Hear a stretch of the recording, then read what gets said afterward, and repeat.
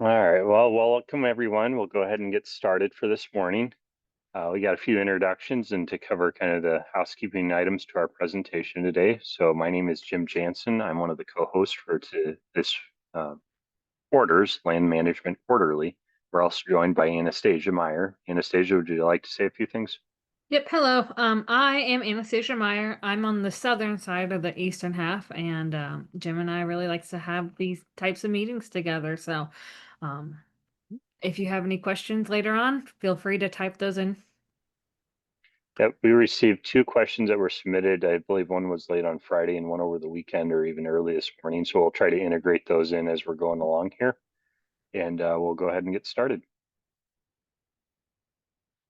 And if you'd like to reach out to either of us after our webinar is over today, you're more than welcome to look up our contact information. You will be receiving, I believe you'll receive an email from the Center for Ag Profitability with our update when the recording is posted along with our slides. So those will be publicly made available.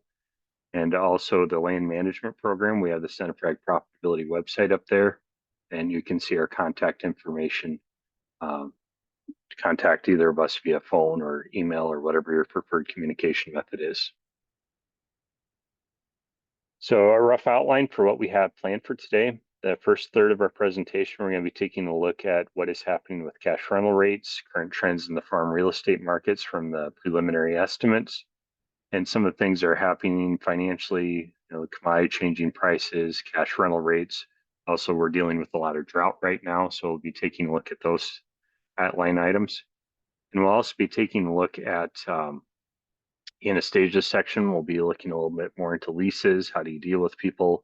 Some of the decision making surrounding ag land leases. I think she has some examples she'll be going through.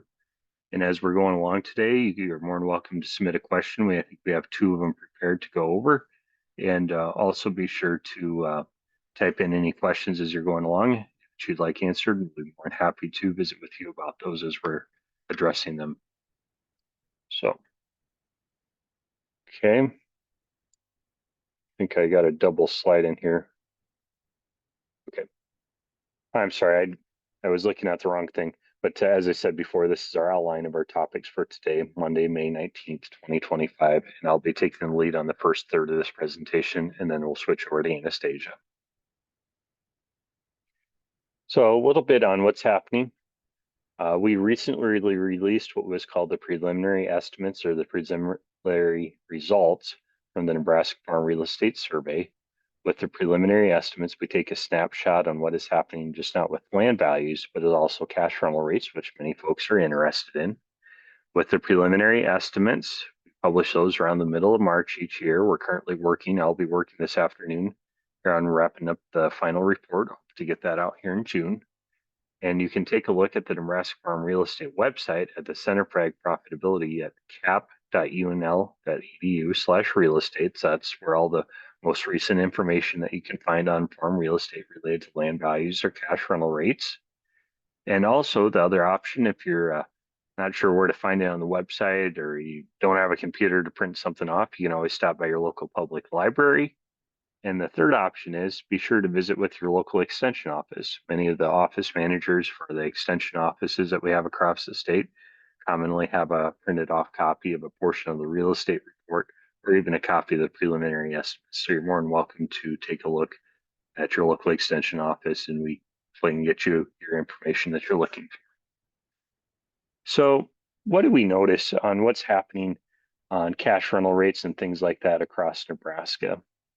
Well, first thing that we notice on the slide here, so this is for the 2025. I believe this is the first time we'll be talking about the 2025 cash rental rates from the Farm Real Estate Report. And this is overall average. And what do you notice? Well, it seems to me that cash rents are down slightly across the state. Other years they'd been up or maybe a little bit mixed, but at least on the cropland side, I'm not saying this for grazing land, but on the cropland side with a little bit lower prices, a little bit higher input expenses.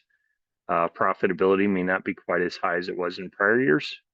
With that being said, we have, in addition to the average by region of the state, we also have our breakdown here. And this breakdown is a breakdown by what we call the high grade and the low grade, or the upper third average and the lower third average. And for those folks that are wondering what goes into the high grade or the low grade, people that take this survey, we simply ask them, what do you estimate the upper third of cash rent is? What do you estimate the lower third of cash rent is?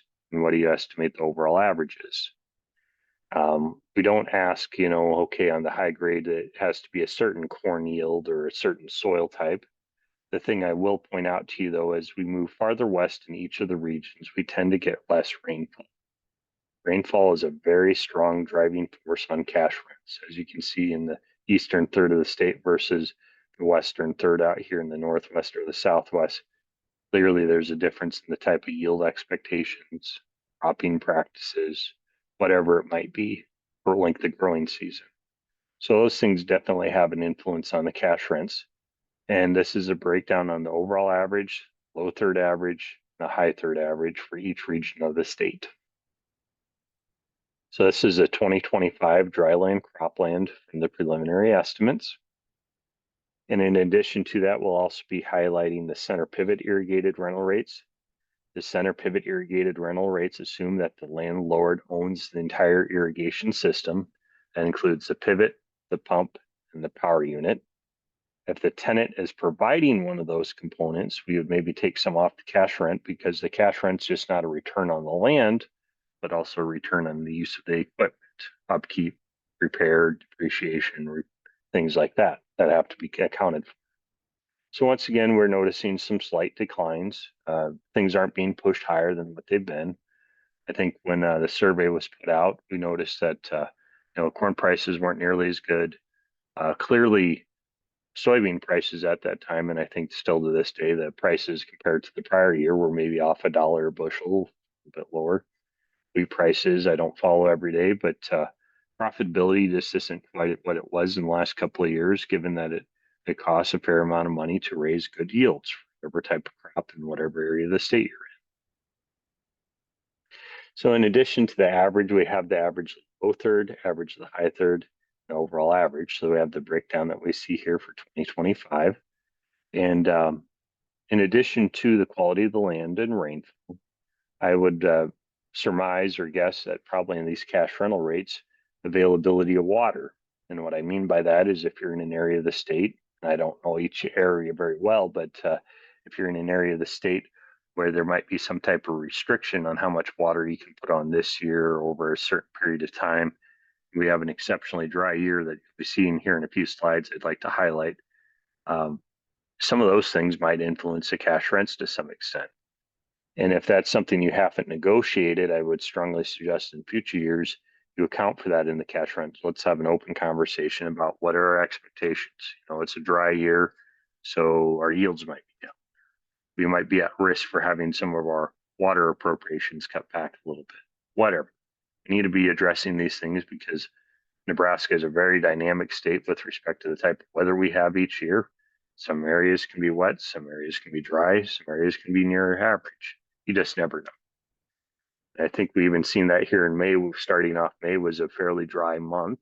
Now there are some areas that have gotten a little rainfall, and I think the reprieve from some of that weather we were experiencing that was maybe closer to say July than what we usually experience in early May. I think we're maybe getting a little bit more back to the seasonal average for this time of the year. But nonetheless, those things definitely are influencing seed germination, how fast the state's getting planted, things like that. Now, on the cow-calf pair side, and we do have it in the preliminary estimates on the per acre rental rate, and I'm not highlighting it here. This is a cow-calf, so this is one cow, one calf for 1 month during the summer grazing season.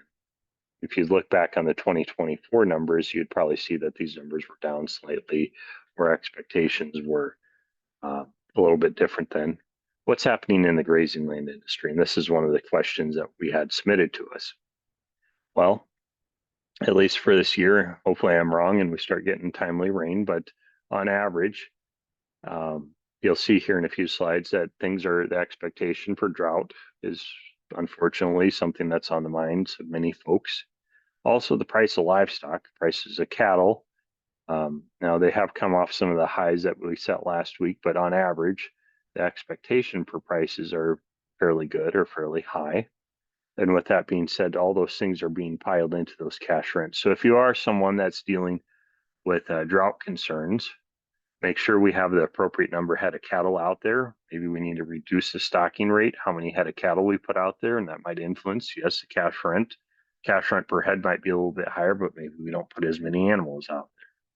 So just be aware that's something to address and negotiate that as time goes on, and keenly be aware of what's happening with that rainfall. That's maybe delaying how fast you put the cattle out there. Maybe you put them out on June 1 instead of May 1. Maybe back down how many heads you're putting out there. Whatever the case is, let's negotiate that and account for that as we're going along. So I'd like to talk a little bit about how do we account for some of these changes we've seen in the prices. Things maybe aren't quite as good as what we've hoped for, things like that. So rolling the clock back from the National Drought Mitigation Center here at the University of Nebraska, I think many people picked this up in the news. In a nutshell, if you're looking at the screen right now, you'll see this key on the right-hand side of the slide. We go from a white, which means there's no drought, to start at yellow, kind of go into a tan, orange, red, and then you get into that dark red. And that's dark red is what we've seen in 2012, unfortunately. But in 2024, it was a little dry in kind of east central and southeast Nebraska. And scrolling over to this map that we see right now, basically, if I'm not mistaken, unless there's just a tiny speck here in the panhandle, and I'm not even sure if that's white, pretty well the entire state is suffering from some degree of drought. And if we zoom in here just a little bit and take a look, okay, this was here in 2024, as I said, majority southeast Nebraska had a little bit of drought, but on average, the state was fairly favorable with respect to rainfall.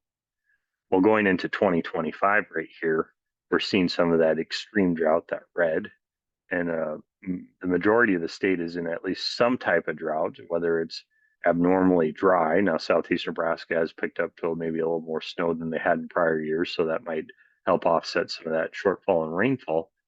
But things are much drier. That's maybe one reason we've seen planting progress at the speed that it has. I guess we'll see the planting report coming out on where things are at, but I'm sure the majority of the state's probably pretty close to being planted. And with this dry nature of what we're seeing right now, and maybe we get a little bit of a reprieve on this drought here for 2025 with the rainfall. But nonetheless, how do we account for that? What's this mean for crop prices? What's this mean for our yield? Well, one way to address this is maybe you could take a look at what we call a flexible lease. I'm going to pitch a couple ideas here on flexible cash leases. But generally, the idea on a flexible cash lease is a form of a cash lease. It's not a crop share because you have a guaranteed, and the examples I give, we have a guaranteed minimum cash rent and a guaranteed maximum cash rent. So you have a guaranteed amount of cash rent. And with it being a cash rent, the land tenant is one that will be receiving any disaster payments. ARC, PLC, this emergency commodity assistance program, because we had such low prices, crop insurance indemnities.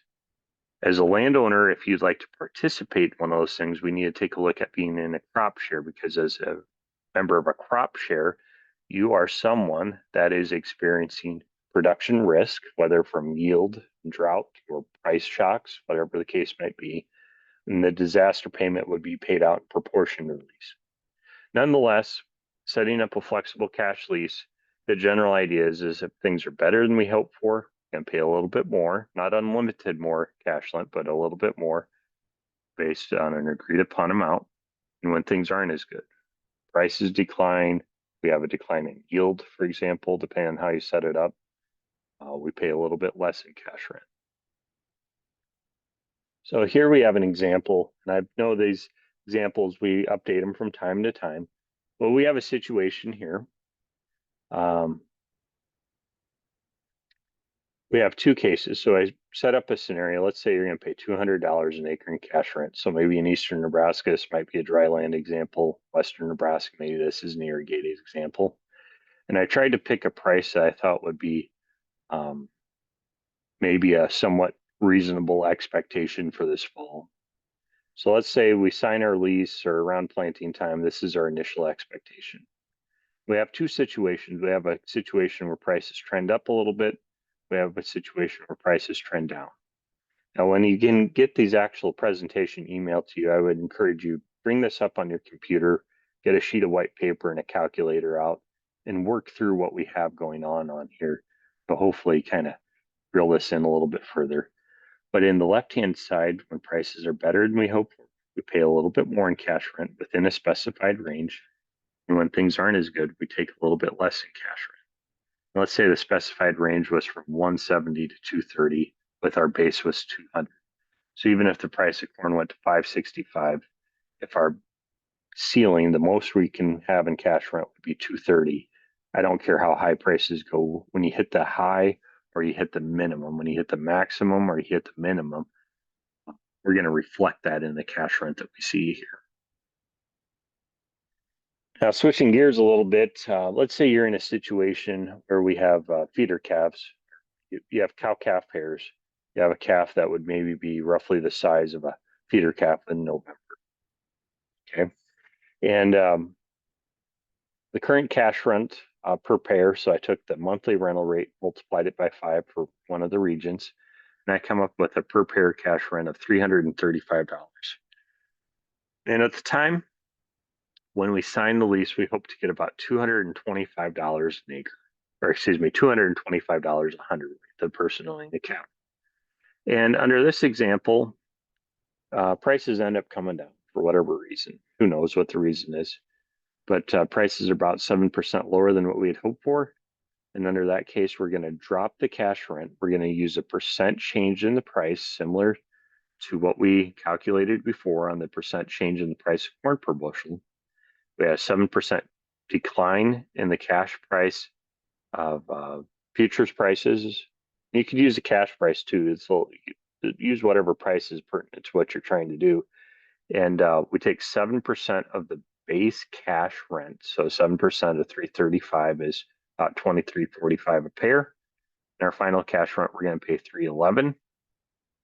And let's say we have another situation where prices, instead of being 295, they end up at 315.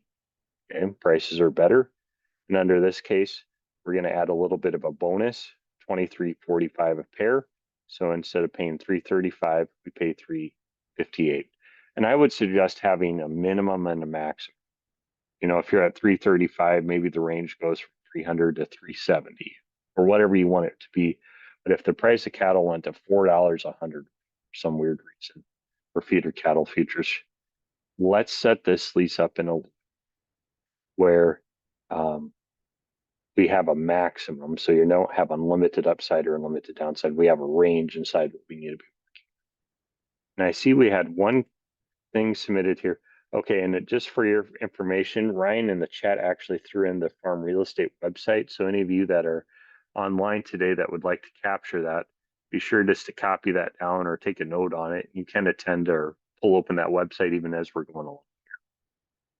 So with this, I think we get to about the 20-minute mark of our hour presentation. And I'm going to have Anastasia go ahead and get started here. I believe she'll be switching over if she is on. Yes, Anastasia's I is am good. on. Yes. Give me a All second. right. I will share my screen.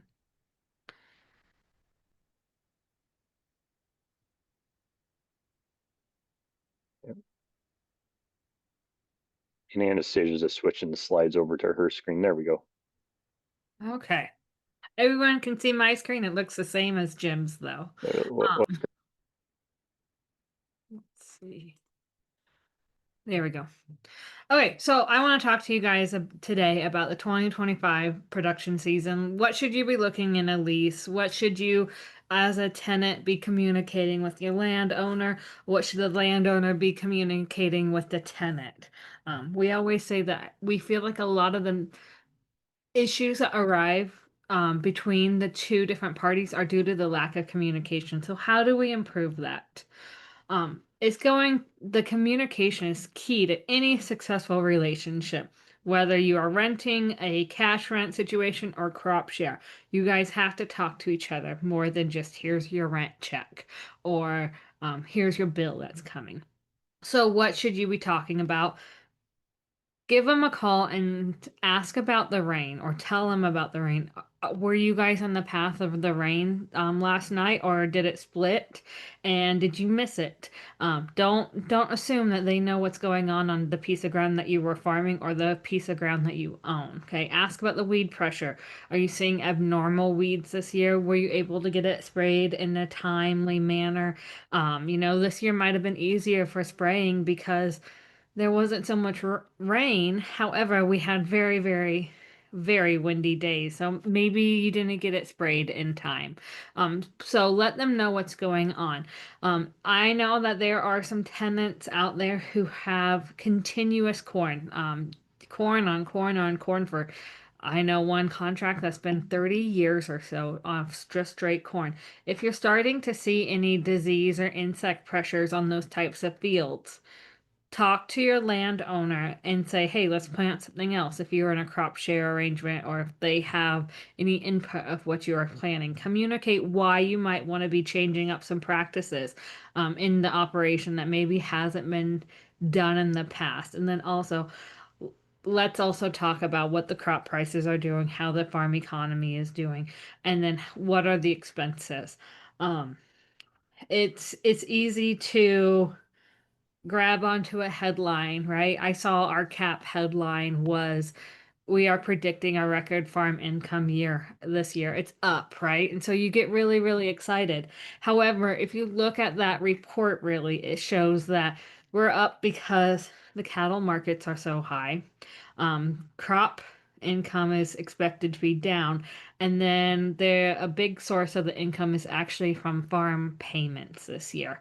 So make sure that you are communicating the whole story, the good, the bad, the ugly. Just make sure that communication is happening because it can really alleviate a lot of miscommunication and stress and misunderstandings between the two parties. So, tenants. You need to be talking to them more than, like I said, just giving a check. So, if your landowner is asking you questions, don't jump to the assumptions that it's a worst case scenario.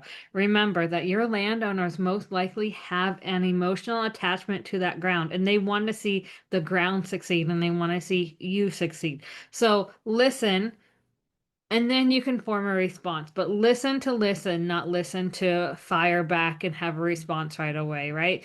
Don't assume the worst in each other. Ask questions and just remember that there's a good chance that your landowner has that emotional tie to the ground and they care about their ground. They care about your success. They just want to know what's going on. So let's improve the communication lines a little bit more. For landowners, what should you be doing? Well, the first thing is, have you been out to your ground recently? If so, you might want to ask, hey, hey, I'm in the area or I'm coming back through if you don't live close, or just even ask for it. Let's just drive around a little bit. Um, Farmers typically like to talk, in my experience, and they like to talk about what they are doing or the successes or some struggles that they are having, maybe not so much as the successes, but most farmers like to talk. So ride around with them. Maybe you can see some issues that are arriving out in the field. So maybe you have some drainage issues or erosion control issues. If you start early on that, you might be able to save some money and we can catch it before it gets really too bad. Look around what's happening around your field, anything major coming up. But make sure that you are communicating what your expectations are to your tenants. So, if you want those road ditches mowed this year, don't assume that it's automatically that they're going to do it. Communicate with them that you expect the road ditches to be mowed. If you want very neat, clean fields and you want that grass sprayed around the edges of the corn, you're going to need to communicate that to your tenant. Don't assume that they know your management style. And tenants don't assume that your management style is what your landowner thinks it is. Like, let's talk about our farm management. Who's taking care of what? What should we be doing? How do we improve this relationship or continue it? So a big question that we have been getting asked this year is, do we need to be adjusting our rental rates, right? Well, it depends. Crop share leases typically do not need to be adjusted because you share in the risk. It's shared between the landlord and tenant if the expenses are split equally. So now might be a great time to sit down with each other and go over expenses to make sure that those are split equally. And this is why the crop shares receive the ECAP payments or the ARC PLC payments. It's because they have a share in the rent. Um, if you have an agreement, that is set up more like a cash rent, but it's just a certain number of bushels per acre that's what you get paid and you have a price point. I'm going to view that more as a flexible lease, right? Or a cash release that you're moving with the market, right? So no matter what, you are guaranteed X amount. And then on the good years it's high, on the bad years it's low, but you're always going to get, I'm just going to throw out 25 bushels an acre. So you're kind of moving with that market, right? When you go up, and when you go down, great, you go down. Um, so that's why those situations do not receive payments for from the Farm Bill, from any other emergency commodity assistance program payments. So flexible leases might need to be adjusted, might not. It depends on how you set them up, right? So what does need to be adjusted? Well, I'm maybe cash leases. It kind of depends. What have you been paying in the past? What does your lease say? That's the biggest thing right there is what does your lease say? Does it allow for any flexing in it? If it doesn't, both parties have to agree. And remember, if you go up on the good years, you should be able to go down on the bad year. So look at your lease, see what are the terms, and what's your motivation. So if you want to go to the other party and talk about it, you need to be have ready to have these conversations. They might be awkward, but you need to be ready to have those. If you are in a verbal lease, the tenant or landowner have the ability to say no. Okay, so be willing to talk with each other and explain your reasoning behind your wanting to change your cash rent. So it has to be a joint decision. It has to be mutually agreed upon. So we always hear what's a rule of thumb, right? Jim and I's favorite answer is always it depends. It depends. It depends.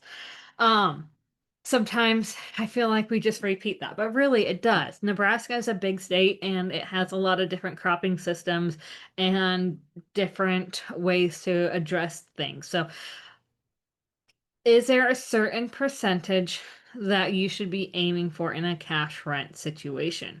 One way to address this is the gross crop revenue per acre compared to the cash rental rate.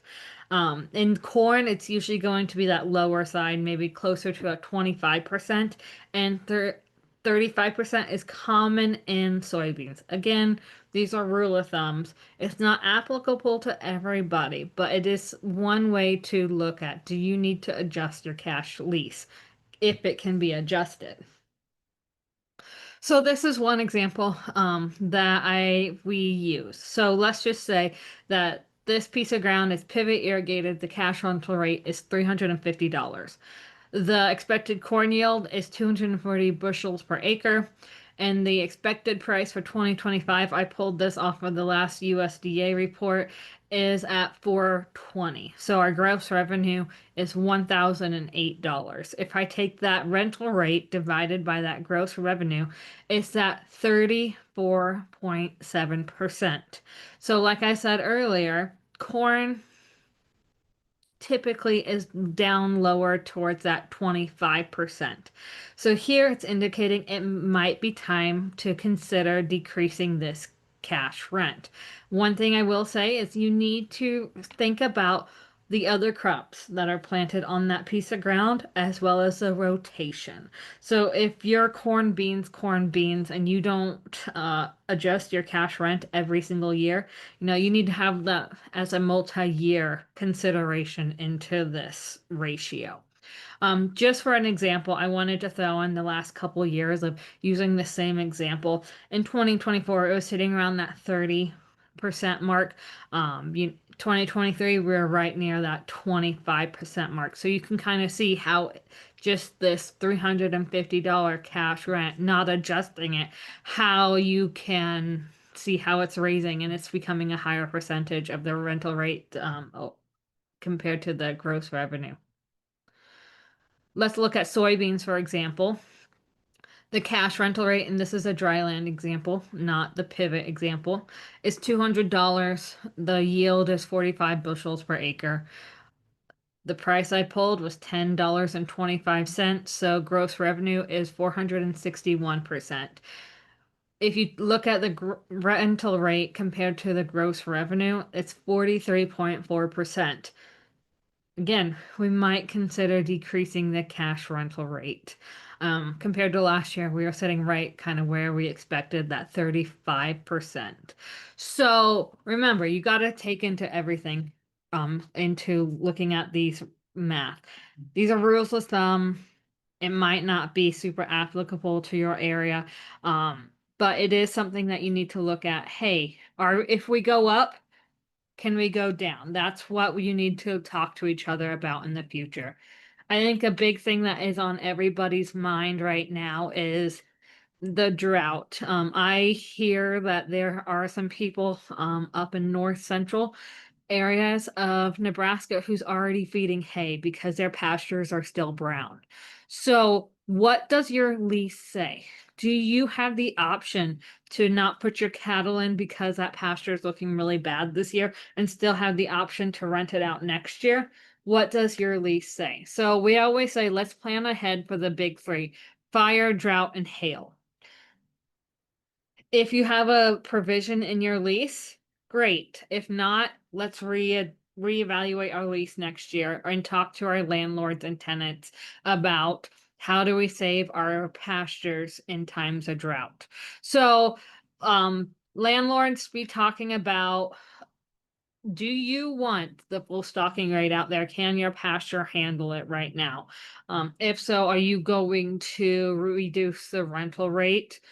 Tenants, especially if you do not have a landowner that is living close to the ground that you are renting, you need to give them a call right now and tell them the condition of your pasture, especially if you are in an area that your pastures are still brown. Um, they don't know what they don't know. So we need to get better at talking to each other. And then also, um, on every other year, who's controlling the cedar trees? Who's fixing the fence? Who's doing the general weed control? Have that conversation with each other. It goes a really long ways and it really builds up that relationship between the tenant and landowner.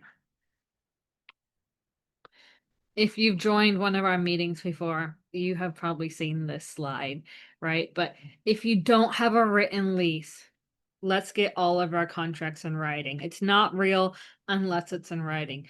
Gone are the days of handshake agreements for everything. Um, Handshakes agreements, you can be terminated at any time, but remember, you're renting that ground out so you can send out a termination notice now for next year, but they're going to farm that ground now. In order to terminate a rental agreement, you have to have notice by September 1 the previous year. Okay, so they're going to farm that piece of ground this year, but if you want to go to a written lease and you want to keep the same tenant, go ahead and let them know that, hey, they're going to get a termination notice, but that's only because you want to go to a written lease, okay? I think it's really imperative for everybody to get written leases because we've been seeing that farmer as they keep on getting passed down, farming and pasture ground, more and more generations are becoming removed from the farm. So the general farming knowledge isn't quite what it used to be. And that's okay. It just requires farmers to have greater communication with one another and have these written leases to show this is your responsibility, this is my responsibility, this is what we've done in the past. Um, to alleviate some of the concerns, because there's a lot when you inherit a piece of ground. There's a lot that you have to do education wise as a tenant. Let's get this in writing so that it allows people to just kind of know what the expectations are with them. I got this slide out of order. I'll come back to that one. So the sample leases are available at aglease101.com. You can go ahead and click on that document library, and then it will take you to these forms. On the left, those are lease publications. So if you're looking at any rental agreements for farm buildings, leasing farm equipment, leasing buildings, the left hand side is going to be the side that you want to click on, right? And I will say, when you're looking at these surveys, look at the year that they were published. The farm building example, it was done 10 years ago, but it's still the best information that we have. So we're going to give you this information, and then we're going to highly encourage that you adjust that rental rate to reflect today's inflation and markets. But on the right-hand side, that is a those are form fillable leases that you can download. You can enter your own information, or you can even just copy and paste what you want into a document, if you're comfortable with that, and kind of tweak it for your own. But they do have some good considerations that I think people should look at. Not saying they're all applicable. Like for example, the crop ones, they don't let anybody graze the stock. So if that's something that you want done, you're not going to be able just to print this off and sign it. So really look through these, find what's applicable to you, and make it your own. Um, I want to go back to this one right here. Sorry that I got that out of order, guys, but it actually just launched today. We are getting more and more questions about the crop shares in Nebraska. What are the general rule of thumbs? What should we be splitting on? And Jim and I always have to say, as well as our other economists throughout the state, is it depends. It depends on what you grow. It depends on where you live. And we don't always have the most concrete answers. So this crop share survey, you can scan the QR code or enter that link, and it's very short. I designed it that people can do it on their phones when they're sitting in the tractors, hopefully 4 minutes top. So maybe you can do it in from one end of the field to the other if you have some longer rows. It is anonymous, so nothing that you say is going to get tied back, but hopefully I have enough responses that I can say, well, in southeast Nebraska, these are common. Or if we have enough responses, so maybe we can say, in Gage County, we do this, while in Stanton County, we do this, or a different county. So that is available, just got launched today. Hopefully next quarter, we can give some results on it, even if it's just a preliminary, this is what we're finding. We'll go back to Ask an Expert. Yeah, so we have two questions prepared. Why don't I take this first one, Anastasia? There's a question that was submitted to you, so let's, and there's one in the chat. I'll take the one in the chat after we get through this question and the next question that you can cover. So when it comes to including, let's go back to that one slide. All right, so how do I approach conservation provisions in grazing land leases? For example, if the landlord had the desire that they want to include cross-sectional fencing for different grazing land practices, you might have heard of like some of this mob grazing, using alternative weed control practices. First of all, if you're a landlord that wishes to have those type of activities conducted on your property, that's fine, but make sure you have your working with someone that is in alignment that wants to practice those kind of things. If you want to do mob grazing or rotational grazing, is the property set up for those kind of things? Just not the fencing, but do you have the water sources on the property so the cattle can get water as necessary throughout the summer. And when we talk about alternative methods for weed control, if you don't want to use herbicide use, well, herbicides is probably the top thing that people do for weed control, thistles, whatever. Just make sure if you want those kind of things, you have to find somebody that's willing to do those, and that might be reflected in that. Anastasia, why don't you take the next question? Okay. All right, if a tenant does not pay a landlord in accordance to the terms of the lease agreement, whether it's the amount or when it's due, does the lease continue until the termination date? Well, Jim and I's favorite response, right? It depends. So, do you have a provision in the lease for late payments? That is a big question right there. So, does it continue until termination date?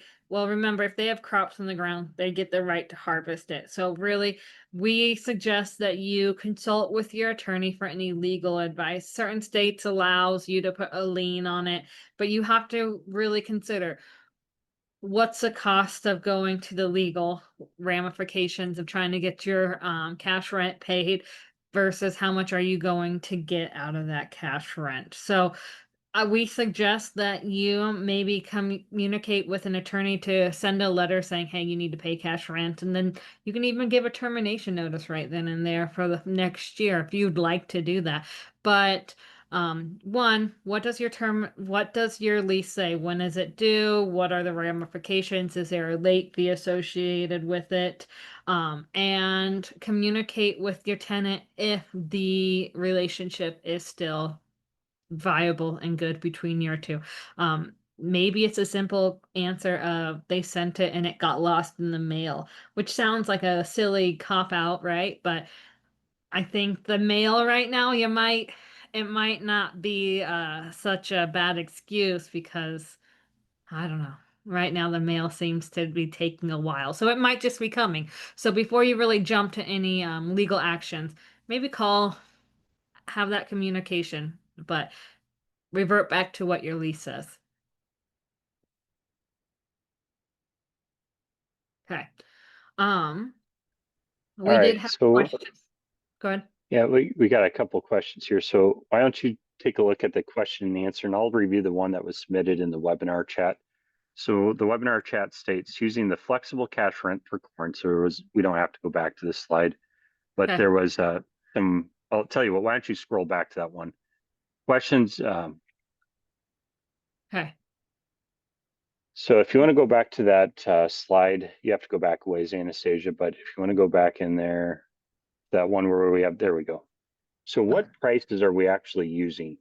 Well, in this example, we used the 30-day future price average from what we call the planting and harvesting price averages for crop insurance that we have listed here. So we have the expected farm price and we have the actual harvest time price. So you see that we can have the two of those right there. And the reason I use that is that's a number that's an average over a period of time. It's defined by crop insurance. Now, it's not necessarily a cash price. So if you want to take 10, 20, 30 cents a bushel off to account for some basis in your area, you can do that. If you would like to use the local cash price that's posted in your local market, some marketing outlets have different prices posted. If you'd like to use that price, you can use that price. But the main thing is let's use a price that's posted over a period of time. So let's just not use one day. Let's use, each Monday in May compared to each Monday in November or October, where you can use even more than that, but we want to pick it over a period of time. Key thing is you arrive at a price that works for both parties involved. If you'd like to use a future price average from crop insurance in the spring and the fall, you can do that. It's up to you. So just be aware of the options that you have there. And if you have more questions, reach out to me or send me an email. Anastasia, why don't you, there was a question I'll read here, and why don't you progress further on where you were typing about this? But the question was for cash lease adjustments, when you were looking at the price per bushel, what date or dates are you using for the price? For the So, cash lease adjustments, price per bushel, yeah. what date are you using for the price? So with this was the April USDA report. I don't recommend just using one solid date or one solid price. This is just so that every single year I can kind of show the continuity of how things change it because we're always using that April report from USDA. So when you're looking at crop prices, we always say use something that both people can find. The location, make sure you specify that. And whether you do fall prices or spring and fall, just make sure that each party is aware. But this is only the April forecasted prices from USDA.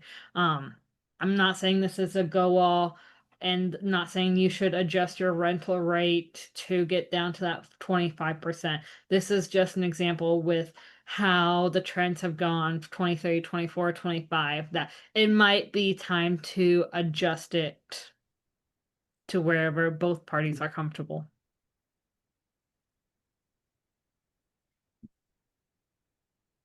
Okay.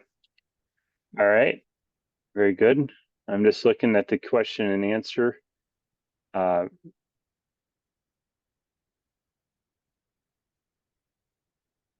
Ryan Evans put in there our webinar where you can find this recording from this webinar and the ones that we've had in prior meetings. Remember, we do this 4 times a year, so you can go back and watch prior recordings if you'd like.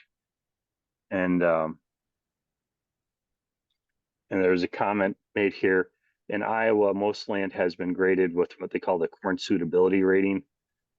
Do we have any type of an index, something like that in Nebraska?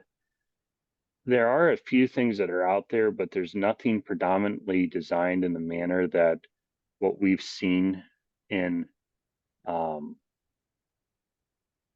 there's nothing universally used across the state like it is in Iowa, where we talk about the corn, the CSR, the corn suitability rating.